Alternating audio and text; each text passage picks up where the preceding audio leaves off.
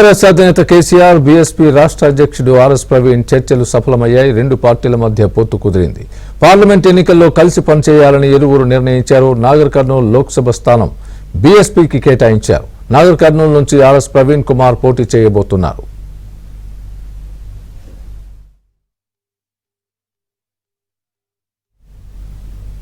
BSP chief మాయావతితో రేపు మాట్లాడతానన్న కేసీఆర్ త్వరలో పూర్తి వివరాలు వెల్లడిస్తామని అన్నారు.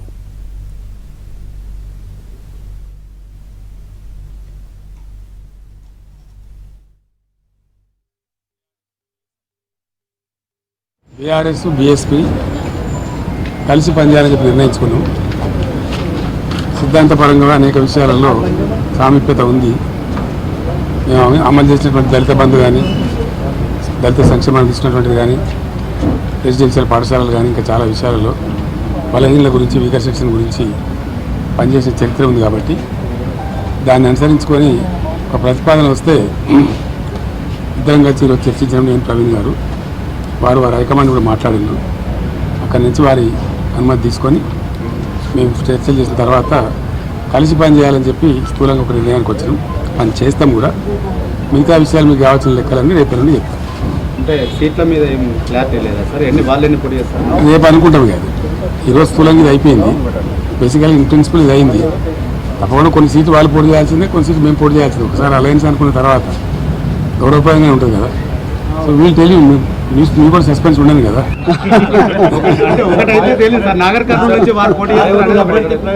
ఎందుకు పెద్దపల్లి నుంచి చేద్దా,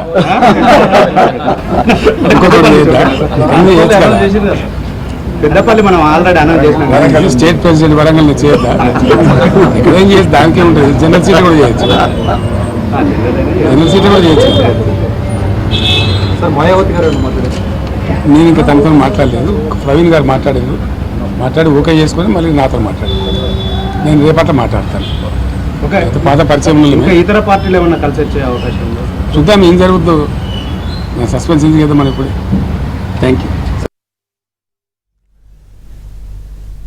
తెలంగాణను కాపాడేందుకు బీఆర్ఎస్ తో పొత్తు పెట్టుకున్నట్లు ఆర్ఎస్ ప్రవీణ్ కుమార్ తెలిపారు. ఈ పొత్తుతో తెలంగాణకు మంచి భవిష్యత్తు ఉంటుందని అన్నారు. బహుజనుల మీద ఎవరు దాడులు చేసినా అక్కడ ఉంటానంటున్న ఆర్ఎస్ ప్రవీణ్ కుమార్ తో మా ప్రతినిధి Narasingarao face to face. BRS BSP మధ్యన పొత్తు కుదిరింది. వచ్చే ఎన్నికల్లో రెండు పార్టీలు కలిసి పోటీ చేయాలని చెప్పి నిర్ణయించాయి. సో ఈ నేపథ్యంలో మనతో BSP state chief RS Praveen Kumar ఉన్నారు.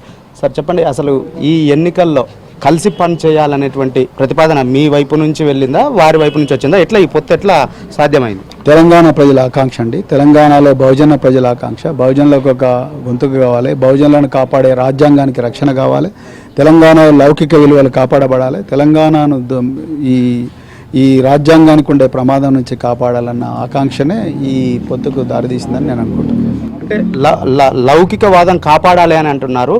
అసలు దేశంలో ఏకైక లౌకిక పార్టీ మాదే అని చెప్పి కాంగ్రెస్ పార్టీ చెప్తుంది. మీరు అటువైపు వెళ్లకుండా ఇటువైపు వచ్చారు. చాలా మంచి ప్రశ్న. ఇది తెలంగాణ ప్రజలందరికీ తెలవాలి ఏది లౌకిక పార్టీ అని. ఇలా కాంగ్రెస్ హయాంలోనే బాబ్రీ మసీద్ ధ్వంసం జరిగింది. కాంగ్రెస్ హయాంలోనే పూర్తిగా ఏమంటారు కమ్యూనల్ రైట్స్ అయిన ఈ దేశంలో ఇదే కాంగ్రెస్ ప్రభుత్వం 4 నెలలు అయింది. ఇదే కాంగ్రెస్ హయాంలోనే హైదరాబాద్కు కూతవేటు దూరంలో జనవాడలో ఒక ప్రార్థనా మందిరం మీద ఘోరంగా దాడి జరిగింది. కనీసం ముఖ్యమంత్రి గారు అసెంబ్లీలో ఒక స్టేట్మెంట్ కూడా చేయలేదు. ఇవాళ అందరూ కూడా మైనారిటీలు అయ్యా మమ్మల్ని రక్షించండి ఈ దుర్మార్గం నుంచి అని మొత్తుకుంటూ కూడా ముఖ్యమంత్రి కనకరించలేదు. కాంగ్రెస్ పార్టీకి లౌకికత్వానికి అసలు సంబంధమే లేదు.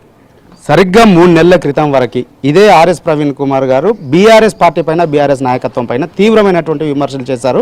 అసలు ఇక్కడ బహుజన వర్గాలు పైన తీవ్రమైనటువంటి దాడులు జరుగుతున్నాయని చెప్పి వట్టేజానయ్య లాంటి వాళ్ళ మీద దాడి జరిగినప్పుడు చెప్పారు. సో ఇప్పుడు అవన్నీ కూడా సైడ్కి వెళ్ళిపోయినట్టేనా?